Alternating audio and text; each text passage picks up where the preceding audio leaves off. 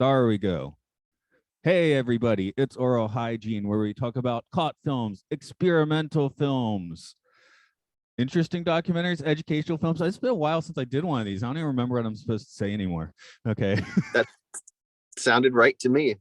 That's cool. Matt is here. Andrew's in his car near the Bitchwood Shopping Center. Yeah, I am going to the movies after this. Which movie's that? I'm seeing Everything Everywhere All at Once for the second time. Oh, okay. Second time. I don't know if that's playing in Japan yet. My last movie was last week, and I totally thought I was going to see Edgar Wright's last film. That's The Last Night in Soho, but I actually saw Nightmare Alley, but I guess that's probably the better film anyway.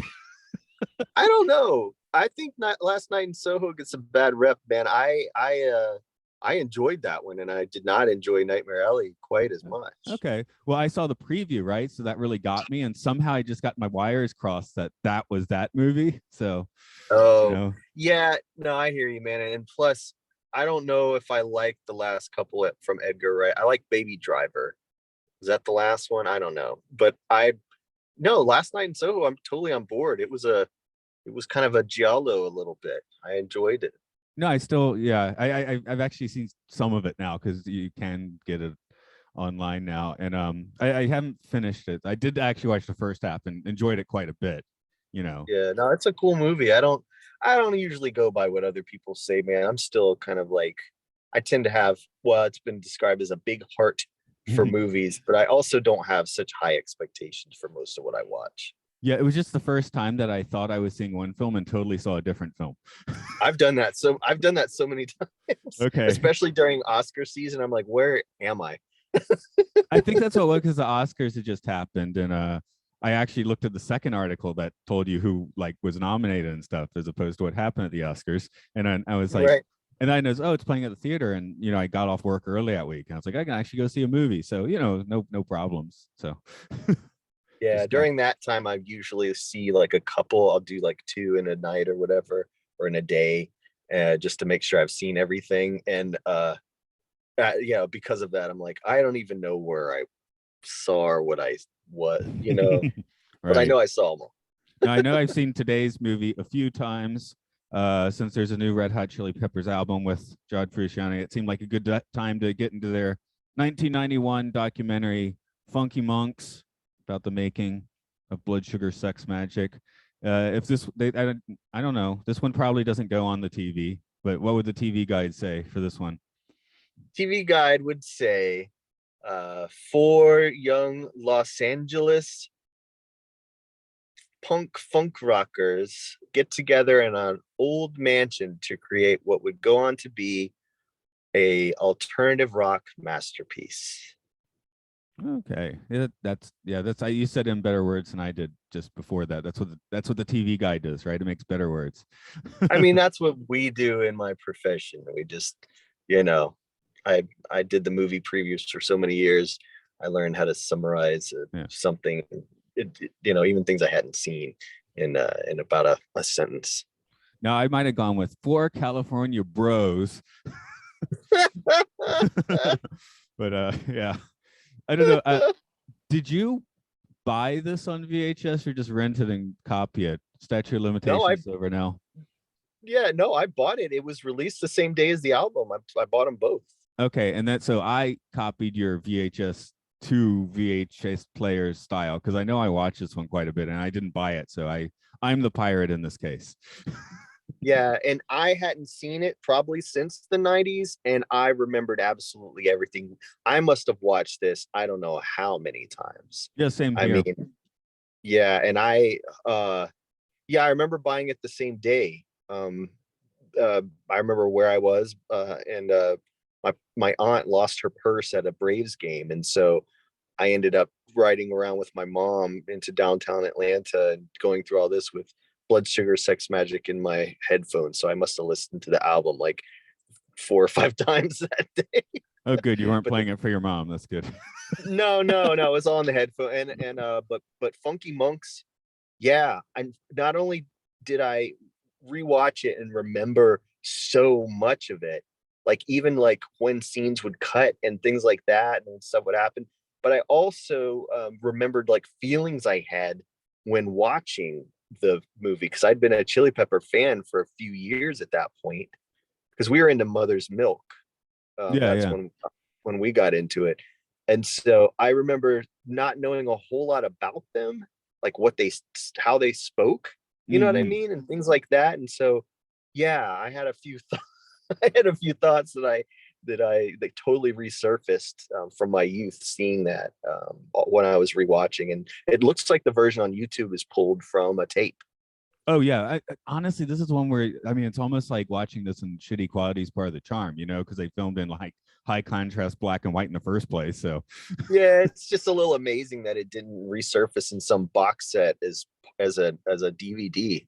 I do have it on DVD, but it's an import, and the quality's not amazing, but still, like, I think it's a great movie. And even though it's not feature length, um, I'm kind of surprised that it hasn't come out, in some format since then with the tape. yeah, this actually was. I guess this is the first decent album I bought because I copied tapes from you. So I had my little bootleg cassette tapes, and I had bought like Weird Al albums, but that's Weird Al. That doesn't quite count as like like I don't want to say he's not proper music. It's just Weird Al's Weird Al, right? Yeah, yeah. No, So the it's his first own genre. so the first Yeah. proper thing I bought was all of us were real excited when album release day to get Guns N' Roses Use Your Illusion 1 and 2, which slightly God, what a disappointing. ripoff. I will always feel like so ripped off by that, because I mean, Appetite for Destruction, not to delve into this, but it was such a great record, and it was around for so many years, and so this double album thing, we thought was just, I don't know about you, but I had to save up for it. And I also bought the t-shirts and the videotape, the same, like I bought all of that with my preteen money or teen money or whatever it was. And I remember just listening to it and going like, I have to pretend that this is the best thing ever so that I don't get buyer's remorse. Phantom You know what Menace I mean? syndrome. Yeah. And so I tried my damnedest. I eventually remember making a tape for myself that was like my favorites from it, you know? Mm. And so I had like Use Your Illusion as the album that I had enjoyed, with just the songs that I liked. And it was one side of a 90-minute tape. Hey, sometimes it works that way. No, yeah, because I remember going and getting those on release day, saving the money. Now I didn't get the T-shirts. Like, well, I had Chili Pepper T-shirts, didn't I? That's why we're doing this movie. And I just That's watched right. your videos. I know we watched them a few times. Yeah, so I did, yeah, like you, I had some of the feelings I had come back, but watching it now is like remembering what I thought then and watching it now. It's like Well, the big thought is, wow, John really was not doing well. no, John, that's the thing, man. He was a Hillel Slovak and Chili Pepper fan that got into the band when he was like 20 years, or maybe even younger than I think that. he was Maybe he was like like 18. yeah. And so because we were kids when we were watching it, I don't think I remember thinking it's just as like, John Frusciante was still in his favorite band. Like he was got the dream, you know what I mean? Mm. And because I did, for all my lack of seeing the Chili Peppers like actually speaking and just being people, I did read a lot about them, because they already had a really like a very memorable story that wasn't in the distant past, being in the late 80s when I got into them. So, but yeah, John in the movie definitely seems like the kid, but he also seems like kind of out of his mind. Oh yeah, nothing he says makes sense. I mean, I was actually sitting there wondering if he was just like sitting there tripping the whole time, or if that's an actual mental illness. Because I know his real drug problems didn't start till after this, mostly because he did actually enjoy this time, and once it was over, kind of had like existential dread or something.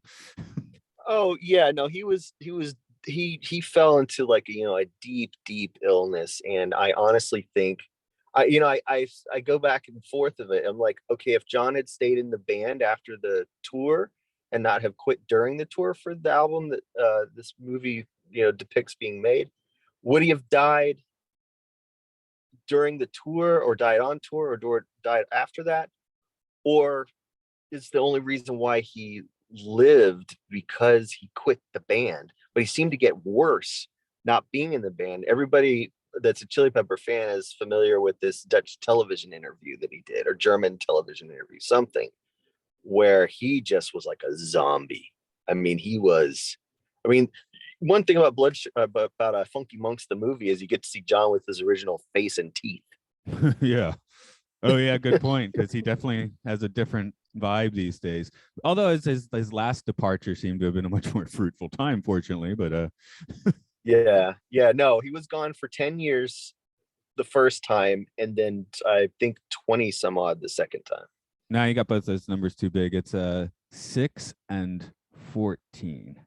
Sorry, I was reading the wiki while waiting for the Zoom.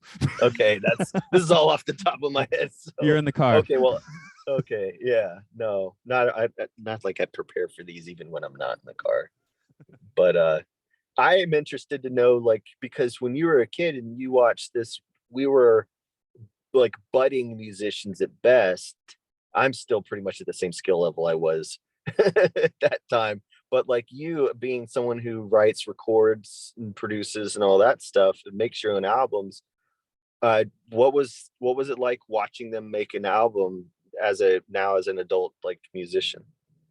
Well, again, you'll be. This was you and me pouring over this. And probably Chris Jones has been on this podcast where you get those guitar magazines and pull out the tablatures and try and figure out how to play Under the Bridge or Give It Away and all that stuff. And like, I think we could manage Suck My Kiss was it in the end. Is that Yeah. Chris could manage more because he was quite good at age 12, but you and I could manage maybe Suck My Kiss. Yeah, no, it was tough. And of course now, I mean, as a bass player going into Chili Pepper music after having been the bass player in a couple of bands, I found that Flea's style, not the slap and pop, but just like the finger style funk, was something that I gravitated to, mostly because I was so familiar with his playing, to the point where I could put on an album like Blood Sugar Sex Magic and just do it by ear. Yeah, that's what I do now. Like guitar and bass, I'll just kind of jam out. And actually, Flea usually does play fretted basses. Yes. Yeah, he does. Okay, yeah. because I couldn't. It was I know I told you I got that basically like Jacko copy a few years ago, and once I got that, I was like, that was no. That's where I was like, shit. Suddenly I can play all the Flea parts. I think the frets were like in my way. Huh. So you could definitely get all those slides and stuff in. Yeah, so before I got the fretless bass, I did find Flea parts pretty intimidating, and once I got it, it's like whatever. It's yeah. So It seems like it should be the other way, but yeah. Yeah, I mean, it was kind of tough, but I was always I didn't use a pick, and so but there's some where I'm just like, he uses like all of his finger, and that's not my technique. And so yeah, there's some stuff, especially on the last couple albums of theirs, where I'm just like, yeah, no. Yeah, I'll have trouble throwing the pinky in. As far as the guitar parts, I've heard it said before that John's secret weapon is never quite being in tune. Which that's I don't use a tuner, so I think I ended up in that same spot. Because I have a ukulele with a tuner like built in, so I might use that sometimes because it's on the ukulele, but doesn't matter. Otherwise, yeah, I know that. I tuned a Day Tripper. Like whenever I need to tune, I'll put on the Beatles Day Tripper. I'll tune to that, which will get you in tune with most songs. If you want to play with Hendrix, you have to tune to Hendrix. So yeah. No, when I was in that band Thumper and I was the guitarist, I never tuned my guitar, and so as a result, I think Mark had to detune his bass really badly in order to play with me on that album. But that's, I mean, you've heard the thing about I think it's 432 hertz, like that's the middle C or something. But most music slightly higher. The standard's like 440, right? But some people are like I feel like if you just tune by ear, I think that's where Hendrix ended up, like he was just tuning, and also he wanted to bend the strings and stuff better. So but I was gonna say if he touched that dive bar, it'd be out of tune anyways, even if it was perfectly in tune when he began playing. I mean, it was a Strat, so yeah. The one I have now, I had a bad habit of, like, I guess putting the tremolo on too tightly. So now it's not threaded anymore, and I just have to kind of jam it in there. Fortunately, I don't play live. If I was playing live, I'd be like jamming out, and then it would just like plop out, right? So, Man, he rocked so hard he broke his shit. I've told you my Stratocaster solution before, yeah. Yes. Yeah. Yeah, we've talked about it because I was a Stratocaster player for a little while, but yeah, somebody I let borrow it just decided it was theirs. So, But oh well. I found having the weird kind of boutique-ish off-brand version was actually my jam, because that's the thing. I really feel like he's more of a now that we're gear talking anyway, I feel like the Jaguar and Jazzmaster are his real, like, those actually make his style come through best, I think. True, yeah, because he was doing a lot of like hollow body stuff when he first came back to the Peppers with Californication, but now it's he's settled into into like the Jazz Master and the because you can, I mean, when you watch him play live, that's all he's doing, you know. Yeah. So I'm sitting here like this movie so sex obsessed. So when we were 12, that was fucking awesome, right? So now I I'm know, like, and I now copied it's so much of, like, I seriously wasn't too much. I seem to be not too much more mature than Anthony Kiedis when I saw the movie. I don't think I was much more mature than him, or much less rather, being a whatever I was, 12, 13-year-old boy. And also I weirdly patterned some stuff around him, because I remember I don't know, maybe it was just a lot of the people I liked were immature as well, but like I remember seeing pictures of how he dressed and going like, oh god, that's kind of what I wear, and as my hair kind of grew out, I don't know, maybe we just favored each other, I don't know, but I definitely based the ADTV Steve Zimmerman character on Anthony circa the older Chili Peppers. and that probably needs an explanation, meaning that's videos we made when we were kids. We Oh used the yes. theme song as Higher Ground's Chili Peppers Higher Ground cover, which Yeah. now I know, of course, it's not as good as the original, but it was awesome at the time. Oh yeah, no, what they did with that, yeah, I mean, it was really good. But one of the things with Funky Monks that I remembered thinking was, are they all gay? And I was Yeah. like, I had to decide if I was cool with that, because in just a couple years after that, Clive Barker came out as gay, and I'd been reading his book since I was 9, and it really changed. Like, it didn't make me not like it, because obviously that doesn't matter, but like still it made me like think of things, and I was going like, well, wait a minute now, some things just make total sense. But then I had to, as a young guy who hadn't figured his shit out yet, I had to decide how I felt about that. And I felt that the way Anthony kind of spoke, and all the time they spent half naked around one another, sometimes naked around one another, and just like their kind of comfort, the sort of I don't know, you said bros, but I don't know, I felt like there was a camaraderie, and Chad wasn't even necessarily a part of it, because he kind of, he speaks in the documentary about how he liked to kind of be able to leave work and go home. Yeah, he's the one that didn't stay at the house. Right. That's why, like, Flea with his kid, it's almost like Flea's being let out on probation, right? That's true.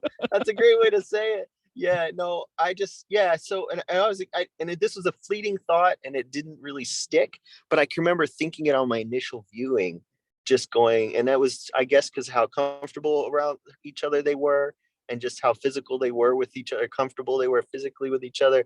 I just remember thinking, it's like, it's possible that Anthony, Flea, and John are all gay.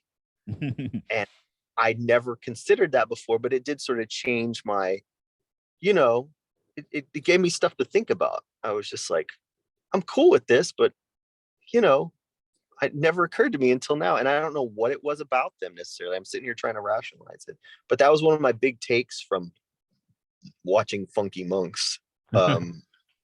My other big take was that I loved the song Soul to Squeeze. And I remember thinking, why isn't this on the album? And like just obsessing over that song, because I don't think Under the Bridge was a single yet, and that ended up being like one of the bonus tracks on it, I think. and on a lot of other ones after that. But I remember hearing Soul to Squeeze in the movie, being someone who was very familiar with the tracks that were on the album, and like going, this is an amazing song. Why isn't this like, it was my favorite, like out of all of them. It's I pretty liked much it. on there. Yeah, it's on their greatest hits, so it's obviously gotten its due now. I'm actually like, since it's just like 2 feet away, I'm like, what placement did it get on the greatest hits? Is it like right at the top? It's Well, it did get released as a single because of the Coneheads movie. That's it, Coneheads. I knew it was a movie that like you're like, what, really? Oh no, we went to see Coneheads movie just so we could hear the damn song, I think. Okay, so the version in the track 5 on their greatest hits, so that's pretty close to the top. Yeah, because the version they do in the movie is obviously just with the scratch vocal, and you know they're being shot like, you know, recording this stuff, and so it wasn't like the final version. But I can remember making a tape just for myself of having the music that was in the movie, just because I just fell in love with that song. And so those are my two big kind of takes from it, other than just I don't know, I could not have completely loved a band more at that time than I completely loved the Red Hot Chili Peppers. Yeah, I mean, I know, I when, you know, middle school Matt would have been like, yeah, they're my favorite band. Sometimes probably switching for Faith No More, Primus, or the Smashing Pumpkins. Primus don't listen to anymore. Doesn't hold up. If I listen to Primus, it's like, why am I not just listening to Rush, right? True. Yeah, I don't tend to go back to any of that. I still, what's still on my, from my teenage times. The Jane's Addiction is still on my in my phone or whatever, has stayed in my cars and stuff. God, I don't know that anything else, how much has really survived the cut. I mean, every Chili Peppers has remained. I mean, that's an interesting thing about the music. It doesn't seem a whole lot of it wasn't of any time. It just was its own thing, I think. And so, except in the 80s, when it was of the 80s. yeah, but we went backwards in the catalog because of when we became fans. We then got, you know, Party Plan, Freaky Styley, and the self-titled. But like, I still enjoy it quite a bit. I think that first record they did with Josh Klinghoffer, I didn't like quite as much upon the first time I heard it, but I really did like their subsequent recordings with him. And so I wouldn't say there's any record of theirs that I actively dislike. Even One Hot Minute, which people always say is the worst. Love that one. I love that too. I really do. Like, I saw an interview where Flea and John, this was within the last, like, you know, 5 or 6 years, we're sitting there talking about, the interviewer asked them some of their favorite songs or whatever, great memories they had, and Flea talked about Aeroplane. I'm like, you're goddamn right. Aeroplane's one of my favorite bass lines of Flea's. Well, I guess John's face kind of twisted because he doesn't do any of those songs, you know. Yeah, because I think that album really is the perfect follow-up to Ritual de la Habitual. Yeah, that's the problem with it. Yeah, not a problem. No, it sounds more like a Jane's Addiction album than the Chili Peppers album by far.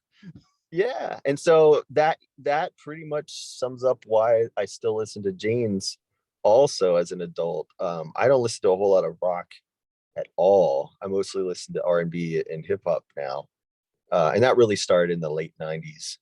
But it's still a pretty hate machine on my phone. Yeah, see, for some reason I just can't. Yeah, I just can't. I've never gotten into any other Nine Inch Nails album that much, but that one I still occasionally like to come back to. Yeah, I don't know what it is, but I just can't.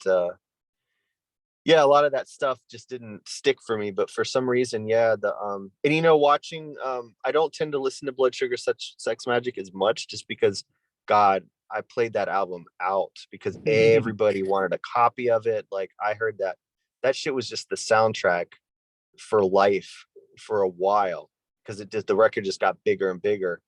But I also just lived and breathed it when it was out. I mean, I have videos of me at school playing it in the art class. Like, I brought it to school and played it in art class. I knew that it was going to make me a better artist. But like, yeah, it doesn't tend to be one of the ones that I go back to, even though I like it a lot. Hearing the music now, it's hard to view it from the lens that I viewed it as a kid, when it was just my favorite band's new album. because now it's like you look back on it and go, look at what it was, which was, it was groundbreaking and very influential, and created some of the worst, or begat some of the worst music on the planet, which is rap rock and funk rock. In particular, all the awful bass players that were influenced by Flea's slap style. I mean, that was his point here. He'd already figured out I should probably stop doing that. Yeah, and I remember one of the things that stuck with me when learning bass and becoming a bass player was how Rick Rubin had to kind of basically tell him, you can't sit there doing all the runs and you know, fill notes and stuff like that. It's not going to make the impact, and your hands aren't going to physically be able to catch up with it. Just be fine sitting on some of those root notes. Yeah, that's something I definitely found with, because, well, hell, I mean, when we were inspired by all that stuff, I mean, we remember in our first bands, me sitting there doing like absurd runs that didn't make sense. Yeah, but you know, if we were smarter, more mature musicians, we would have known that, you know, you just let that be the melody and stick the guitar parts in there, kind of minimalistic. I love John Frusciante as a guitar player. Like I think he's just amazing, and I liked all his solo stuff too. And I'm so happy on the new album, the not the Getaway, what's it called? Unlimited Love, or Love Unlimited Love. That his vocals are so prominent that Anthony just basically lets him sing one of the tracks, definitely the choruses on one of the songs. We did Dosed on several albums ago. Yeah, that's true. Now, am I a big fan of the new one? There are a couple tracks that I think could have been left out and been on like a, you know, like a oddities compilation or something like that, or a B-side. But for the most part, every song I feel is some of the most solid they've done, and some of it even reminds me of the pre Blood Sugar stuff. There's a lot more. There's more rap than I was expecting there to be. I haven't fully lived into that album yet, because it's on my computer, right? But I haven't put on any of my mobile yet, so I haven't given it the proper listen. I just, you know, I probably listened to the whole thing like once. Okay. I need to unlazy myself and put it. The problem is I haven't hooked up my mobile stuff for a while, so I'm afraid I'll be like, oh, this will take 5 minutes, and I'll be spending 2 hours trying to get things to stop crashing and stuff. Oh yeah. Well, I've been listening to pretty much nonstop since it came out, and that's usually how I do with any new album I get. I just kind of, you know, because a first listen, I can't trust it, because I'm going like, oh, this sounds like Throw Away Your Television, or this sounds like, you know, I can't like let myself do that. I have to sort of, you know, because Chili Peppers do have a sound now, and you know, I think when they go outside of it, not too far outside of it, but when they go outside of it, that tends to be the tracks that I like the most, when I'm surprised by something that they do, and it has a lot of surprising moments too. Okay, yeah, it's kind of like I just want to give it my full attention. And honestly, past week we were doing this, so I gave Blood Sugar a few runs, like, you know, I was playing along with it Sunday night or whatever. Yeah, does it hold up for you? Does it still sound like if this came out tomorrow I would like it? It's on my phone. That and the other one on my phone when I was looking actually was One Hot Minute. So those are 2 Chili Pepper albums I actually have on my phone. I have most of them on my iPad, but what did I leave out? I left out the first one on my iPad. Didn't need the Fire one. I don't have the first Klinghoffer one like you mentioned on there. Yeah, that one's just like, I don't know why, but I did that initial listen, and I just was like, I wasn't feeling it necessarily, but like I said, I really enjoyed the stuff he did later with them. Getaway is one of my favorites of their like more recent career. I love that one. Oh, and Stadium Arcadium's not there either, because I often just forget that one even exists, even though it's the double Isn't that album. wild?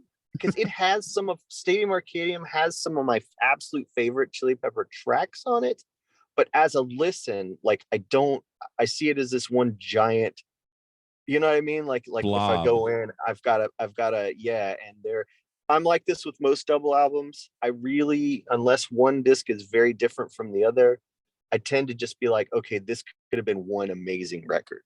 Blood Sugar would have been on vinyl. It's a double album. Oh well, I'm sure there's a lot of songs on that. Like in the '60s, this for sure would have been a double album. Yeah, but I guess now in the terms of our generation, be a double disc. Yeah. Like the Smashing Pumpkins one, where I remember getting it going like, God, this could be, and Guns N' Roses the same. I was like, this could be one, like this one album in here really destroys. But as two, you start to hear some things are just stronger than others, and you wonder how someone thought it was a good idea to put this on the same work of art as this other thing. What would you consider a solid double album? You can go back to the '60s for this if you need to. Oh God, this is gonna sound weird, but I think the Fillmore recordings of Hendrix and Band of Gypsies, rather, even though he's playing the same sets on them, so there's repeat tunes. I always enjoyed listening to both. You know what I mean? Like the full thing. And I can't even explain to you why that was a thing for me. But yeah, it definitely, it's all so killer, and I think the thrill of that one is seeing the nuances, Yeah. How about Ladyland? Does that do it? Is that too much? Plays Voodoo Child 15 minutes. Yeah. That one is almost better as a vinyl listen. We have to take those breaks and flip it over. There's different tones on each side. Yeah, I'm speaking purely in terms of like, this is gonna play in my car or in my headphones, through a modern device. And because of that, that Band of Gypsies, that to me just, it's always one that I don't even think of it in terms of its length. I'm just like, I want to hear Machine Gun again. I think I now just have the straight up Band of Gypsies on my listening devices, but I did play that one for several years. I think I only had that for quite a long time, so having the original album was like a novelty by that point. No, because with those I can't imagine skipping anything. I can't imagine like going, oh, which one do I want to hear? Like I couldn't even pick. It just has to be. So that's it for me. What about you? You're down with Buddy Miles when he wants to sing? Oh yeah. Okay. A lot of people aren't. Oh no, man. I mean, oh God, what a musician. No, that Band of Gypsies was just, I appreciate, I don't want to go into that, but I definitely, I dig that. So your favorite double album, what is it?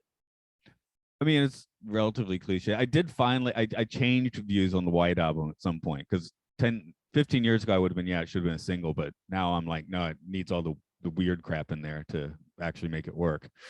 Yeah. Oh God, I can't imagine it without it. I enjoy Revolution number 9. Sorry. Yeah.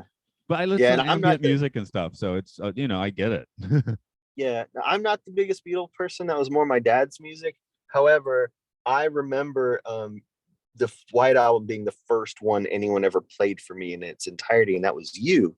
And I remember where we were when we did it too. That was my first real time hearing the Beatles as a, outside of hearing my dad play it all the time. Yeah. So as a result, I think, I got a special place in my heart for White Album, because you and I sat and listened to it at my house.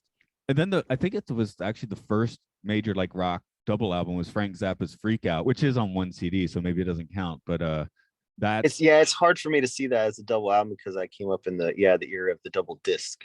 Yeah, but I actually did, I got the disc eventually, but I did grow up with it on vinyl, so I can keep that in my mind. And in that case, the second disc is very different. I've never enjoyed George Harrison's All Things Must Pass, because maybe it shouldn't have been a double album. Also, that the production just doesn't work for me on that one. It's Phil Spector, so it's all wall of sound. Like everything should be close mic'd in this. No, I really think in terms of our in terms of our albums that came out in our formative years, we were like I said, the era of the double disc, and I just, more often than not, I felt like there were so many great albums that somehow someone thought it needed to be all out at once. So I was like, nah, I prefer hearing Smashing Pumpkins then put out Pisces Iscariot, that like it was like all B-sides and stuff. Yeah, that was fun. To me, that was a way better album than the double album was. To me, it was way better. There was the box of the EPs for that too, which I thought was better than the actual album, because you'd have the single and then like kind of like interesting experimental tracks. A few of them were crap, but a few of them were quite good. Yeah, I didn't hang on to anything from Smashing Pumpkins except Pisces Iscariot and that cool little box. Was it the Airplane Flies High or whatever? Yeah. That was the last one I parted with, and I ended up, somebody really wanted to give me a good amount of money for that, and it was in great condition because I always kept my stuff really in good shape and took care of it. And so yeah, I no longer own any of that. I just have an old Smashing Pumpkin poster that was in my wife's room when she was a teenager. That's all I got left. Well, bring it back home with the Chili Peppers. Give me your favorite like weird deep cut track of theirs. Like not one of the singles. Not one of the singles. Weird deep cut. I love the Search and Destroy. Their cover of Search and Destroy. I did until I heard the Stooges, but it is a good cover. Yeah, I like the Stooges a lot, but this was how I was introduced to that song. Exactly. That's kind of what the Chili Pepper covers are like. Oh, you like this? Go listen to some Kool and Gang. Oh, you like this? Listen to Stevie. Like, I think their covers very much are like, oh, you like our version? You should probably go listen to the original. Yeah, but with Search and Destroy, it's so stripped down. I feel like, while it doesn't have like the sonic quality of the Stooges original, I feel it does have like a really nice sort of stripped down feeling to where it kind of sounds like you're in that house. Like they could have all stood in the same room and just rocked it like they were practicing and playing one of their favorite songs. I just say, yeah, I really like that Search and Destroy. I think I've already mentioned this podcast, but I think I'm going to go with Dosed because I have trouble getting that one out of my head a lot of the time. So Dosed is a beautiful song. Like, no, I told you I was listening to Blood Sugar, right? To get that in my head for this podcast. And then walking around during the day, that's the one that kept getting in my head. And I haven't listened to that one recently. Is Dosed on By the Way, or is that a Californication? Now that you called me out, I can't quite remember. It's on one of those two. Yeah, I want to say it might be a By the Way. That's another underrated one that I absolutely love. Is that underrated? Okay. I thought that was considered one of their best ones. I think it's underrated. I mean, everybody was all about Californication and thinking that was because of the success of it, that there wasn't kind of anywhere to go but like copying that. So that's kind of and I don't tend to read reviews, so I don't know, but anybody I talk to that's around my age that still like will admit they love that band, which is not a lot, because most people want to act like, they've turned into the Eagles, which I don't understand that comparison at all. That just means, yeah, they're old. And, the only thing bad about them is I don't understand. Porn stash. Yeah, Anthony's haircut and his mustache are just like for the birds. I don't get that look. I mean, he was good. He was considered one of the most handsome musicians of his era. He was definitely like a sex symbol, and I'm like, wow, dude. Like, now he looks like the repairman in a low budget 70s porn. Yeah, I don't understand it. Because I was like, is he trying to look like his dad? But his dad, was a character actor or whatever. I don't understand this, man. Has something happened to his face? Like he's trying to cover something up. That's what I keep thinking. I was like, something's wrong with his face. Maybe this shit just fell out.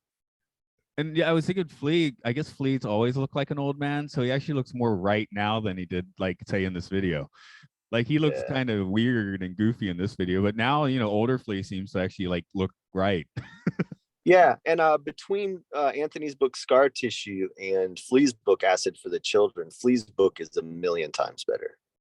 Like, he's just way better writer. I did find it hysterical in this film that Anthony has to take 5 minutes to describe the lyrics of the only set of lyrics he's ever written that makes any fucking sense. He's like, I gotta explain that song to you. Yeah, under the bridge, you're like, okay, you're literally saying where. There was nothing I thought that was very mysterious about that. I That's know like it. their needle, the damage done. Like we get it. It's like, tell me what another one, is about, right? Like, Yeah, one of the ones where it's like, okay, what does he even mean? He probably doesn't know either. So this was just him trying to sound deep. Yeah, that part was a little funny to me. But it was cool seeing. I mean, My Lovely Man's probably my favorite song on Blood Sugar Sex Magic. And the more you knew about the band, I mean, it was clearly clear who that's about. And they've written a lot of songs about Hillel Slovak. And that's probably my favorite of them. But if I had to pick a favorite song off that record, it would definitely be that one. yeah. I've always had, because my dad just said this the first time I think I heard it, so it's never got in my head that Breaking a Girl sounds like the Soft Machine. Have you heard the Soft Machine? They have some wild drumming. That's Yeah, and I would have never put that together, but once the you start percussion, thinking about it, yeah. yeah, the percussion on that, like Chad. I mean, he's on the new one. He's got a couple where it's like, whoa, there's a lot of work on there as far as what he's doing. But I don't think the density of the percussion. I don't think he's ever tried to kind of duplicate that. They would just. I mean, the movie shows you just how much was put into it. Well, they went to the It's a dump and got some stuff, right? Yeah, I love that too. And Guy Anthony's off by just a little bit. And like watching it now, I was just like, when he's hitting that thing, I was like, I know they didn't use this take because he's just like a little bit ahead of where they are. And I'm like, I don't know why, but I never would have picked up on that as a kid. But now I'm just like, shoot. And him do that separately. Oh, sorry, I forgot here. I got a note here. We have to use Luke's term for Anthony's mustache, which is the sex pest mustache. Spot on, Luke. Because he said he had it because he did Mario for Halloween, so he shaved his beard and kept the mustache. Like, whenever I do that, I look like a sex pest. What a great term.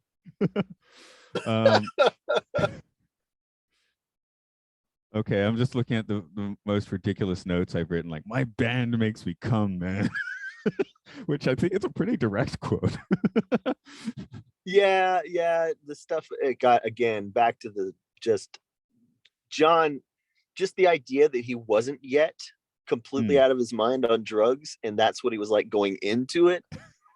It makes a lot of sense where he kind of ended up. And I'm so happy to see a healthy, happy, and just wildly prolific John Frusciante. I mean, it's the greatest, I feel one of the greatest rock stories there is, because I don't know about you, but I was really loved that Shadows Collide with People. Oh, that's a great album. And Ataxia, I like that one a lot. yeah. When he what did he do? So, he put out an album a month for a year. That was pretty crazy. yeah, on that record collection label, and I just ate all that stuff up. Yeah, same here. I mean, it just, no matter how weird it got, I was just always there for it. I was just like, wow, John's really an artist unto himself. And the fact that he can still kind of remember how to be, the guitarist of one of the world's biggest rock bands, just to me is like, that's even somehow weirdly more impressive than any of the rest of it. Is that he can still man it, because you've only listened to it once, you said, but there's just some real rockers on in amongst some, I felt a little bit too many mid-tempo songs on Ultimate Love, or whatever it is called, Unlimited Love. Yeah, there was a little bit too much. There was one or two too many mid-tempo, but like there's some just really ripping shit that he's doing. And I'm like, there he is, man. He's still got it. A couple thoughts near the end of this film. Ever done acupuncture? Oh God, no. Did I tell you my acupuncture story? I've actually had it several times now, but I don't. I was having back problems, and I was still dating my wife at the time. She said, "Let me take you to where my aunt works," and I thought it was just going to be like, like a massage or something. I go in, it's actually a school for the blind where they do acupuncture. Oh, wonderful. So I got acupunctured by a blind guy on six separate occasions then. I'm just happy to hear you survived the first one. So that's actually really, hey, high five to that guy. Well, I guess they're like feeling the energy. Oh, my other thought, they had that rap party, right? I was like, obviously 1991 is too early, but and if they had this party in 2010, I was like, how many Ed Hardy t-shirts would be at this party? Oh my God, Ed Hardy would be at the party. You rhymed. I that scene, I'm glad it didn't like linger on that too long, because it was wildly awkward, but yeah, it was bad awkward. I was like, God, I would not want to be anywhere near that, band or not, But you're a poet, and that thought did not occur to you previously. No, it did So I was not just trying occur to to me previously. waited too long. I didn't want to interrupt. Oh, No, the very well last scene. timed. The very last scene. Piano Chad. I assumed he was playing a song called "Lick My Love Pump." They're doing the kind of classical piano. I'm like, this is a very Spinal Tap moment. It was. Oh God, I want that. I hope that was intentional.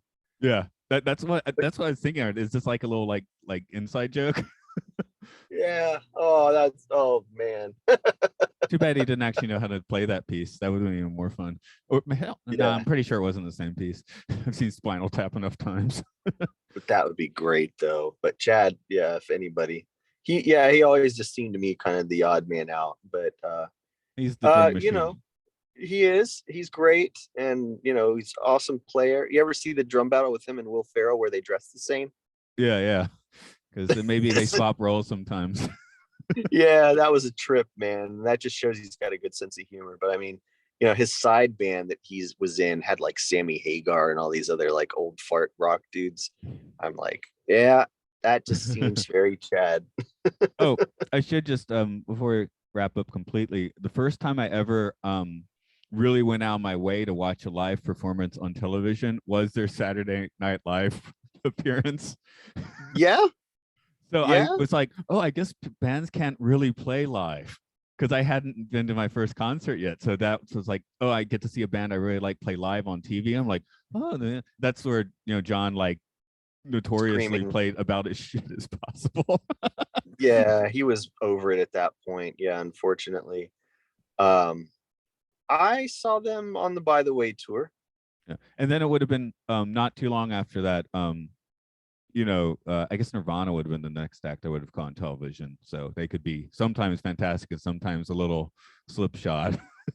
Yeah, I'm a big Saturday Night Live fan. Have been since I think I started watching '87. I've never missed it.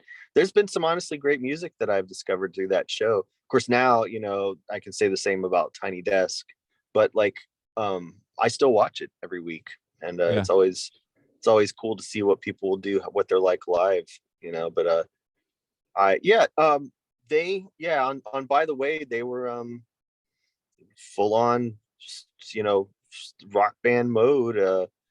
John was there, and then I think Josh was actually there doing the support stuff that he did for John on second guitar. And probably that Moog. I did notice the Moog this time, where I didn't notice it 30 years ago, of course. But yeah, that great scene where Anthony clears the room with his fart, but Flea never even bats an eye. He's so into the Moog.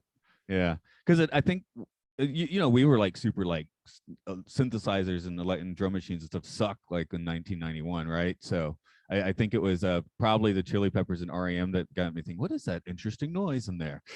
Yeah, no, we were pretty much. I mean, I always call it punk because that's the attitude I feel like kind of that we had.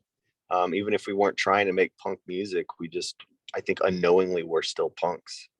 Yeah, but we're definitely not cool into like electronic. I mean, I still would not want to go see like a band like and some dude's just on his laptop. I'm like, why am I here?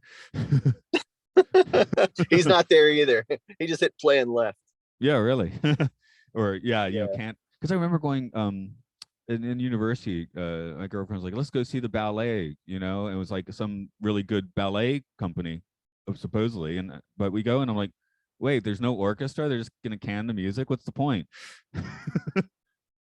Yeah, whoops. No, I saw a performance of Hedwig and the Angry Inch where it was basically karaoke in drag, and I was like, "Oh, yuck!" I mean, this is totally not Hedwig at all, is it?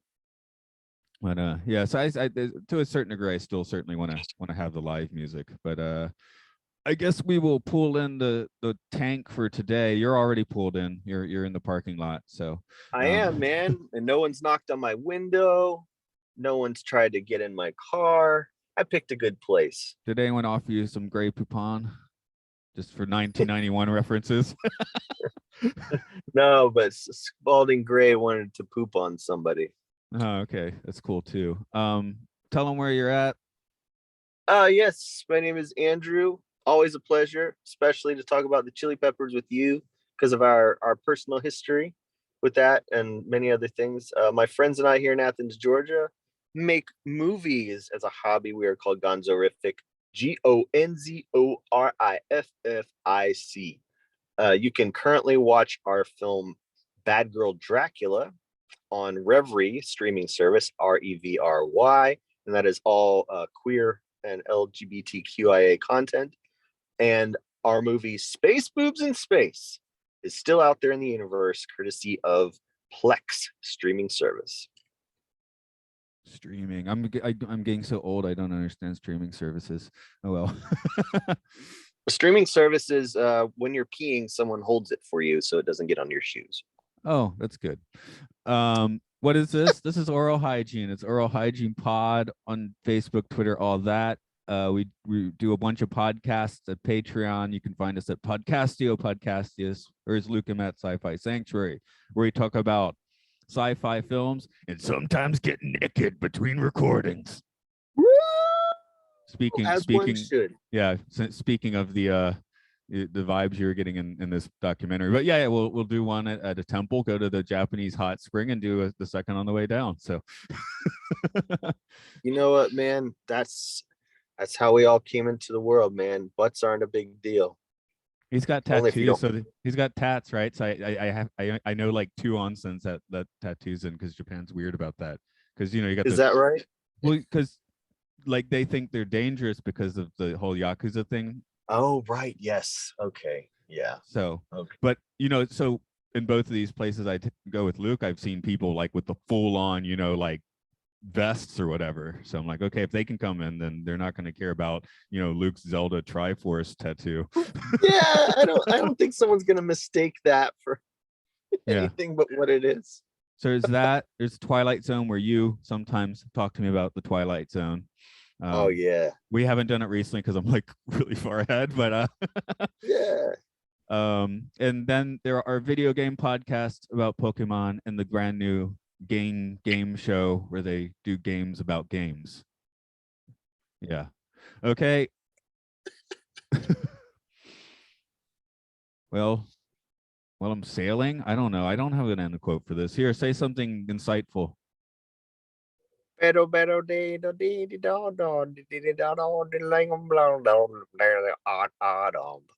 why couldn't you explain that lyric? That could have used an explanation.